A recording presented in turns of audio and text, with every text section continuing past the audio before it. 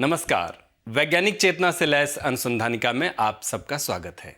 मैं हूं मानवर्धन कंठ और अनुसंधानिका के आज के अंक में देखिए, वैज्ञानिकों ने फेफड़ों के कैंसर का पता लगाने के लिए जांच तकनीक विकसित की। अब कई बार इस्तेमाल हो सकेंगी पर्सनल प्रोटेक्टिव इक्विपमेंट यानी पीपीई किट, और आईआईटी मद्रास ने खोजा लिथियम आयन बैटरी का विकल्प।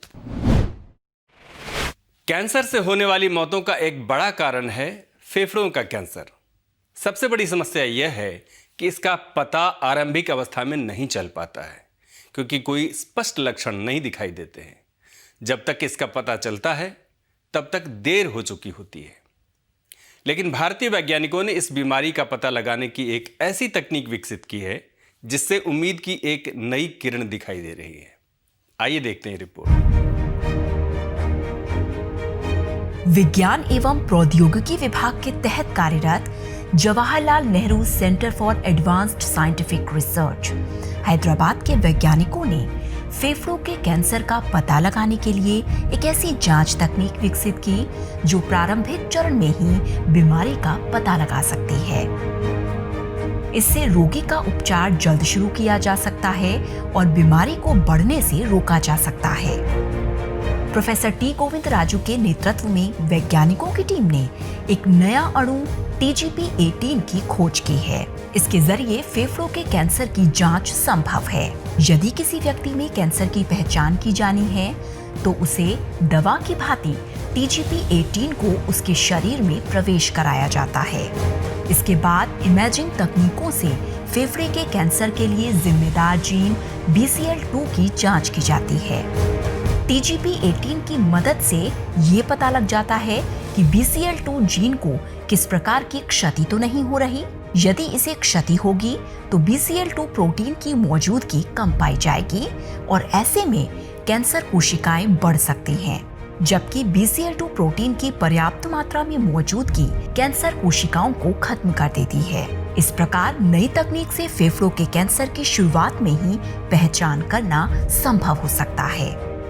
इस शोध को विज्ञान जर्नल थेरेनोस्टिक्स में प्रकाशित किया गया है। संस्थान की तरफ से इसका पेटेंट भी फाइल किया गया है। वैज्ञानिकों का दावा है कि इस जांच तकनीक से जहां जल्द कैंसर के मामलों का पता चलेगा, वहीं प्रभावी दवा के विकास की राह भी खुलेगी, क्योंकि BCL2 प्रोटीन में होने वाली कमी को रोकने के उपाय किए जा सकते हैं। देश में फेफड़ों के कैंसर के मामले तेजी से बढ़ रहे हैं। हाल ही में भारतीय चिकित्सा अनुसंधान परिषद की कैंसर रजिस्ट्री रिपोर्ट के अनुसार देश में कैंसर के 13.9 लाख मामले होने की संभावना है, जिसमें सबसे ज्यादा यानी 3.7 लाख मामले मुख और फेफड़ों के कैंसर के हैं।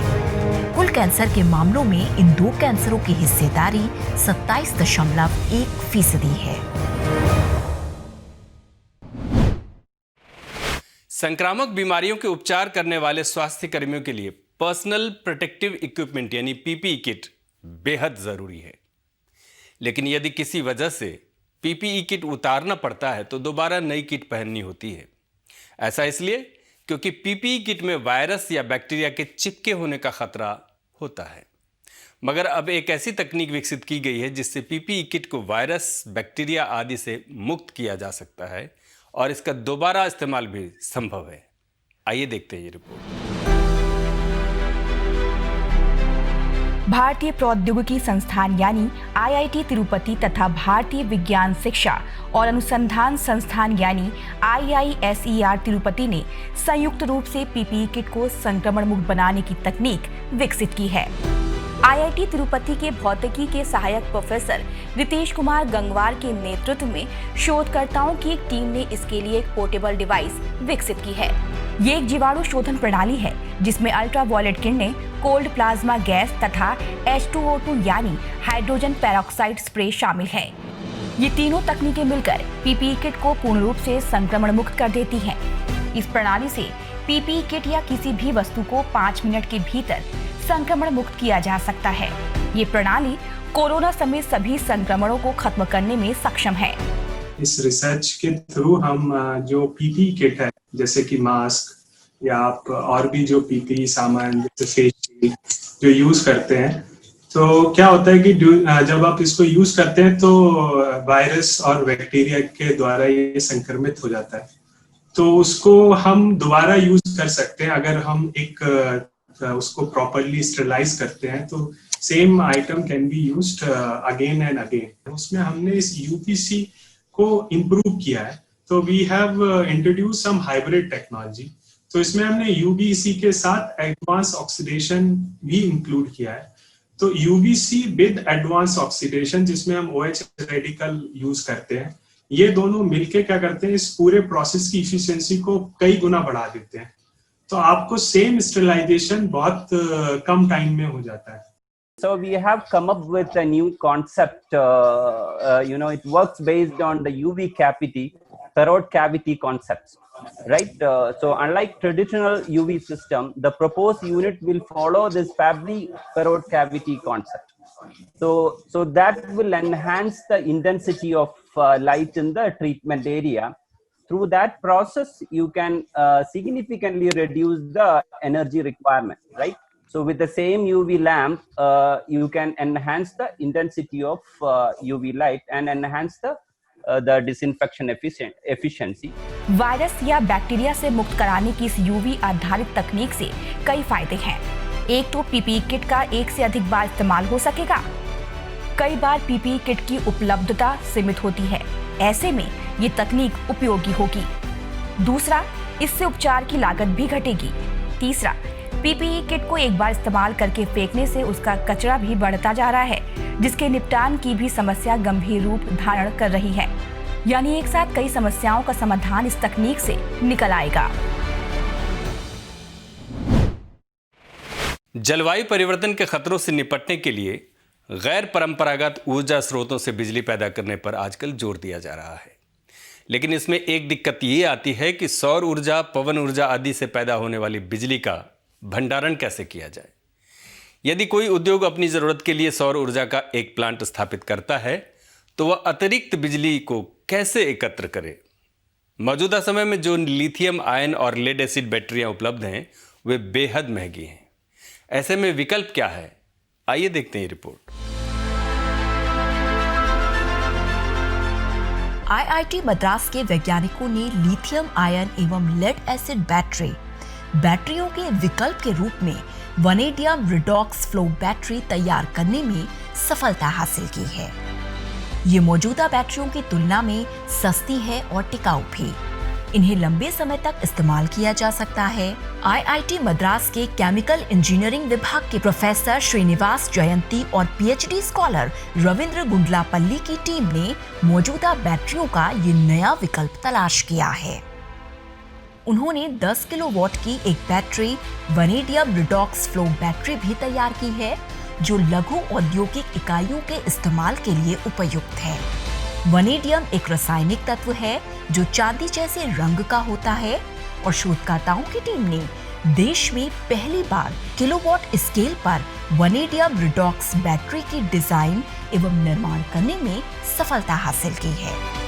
इन्हें सौर एवं पवन ऊर्जा से पैदा की गई बिजली के भंडारण के लिए उपयोग किया जा सकता है।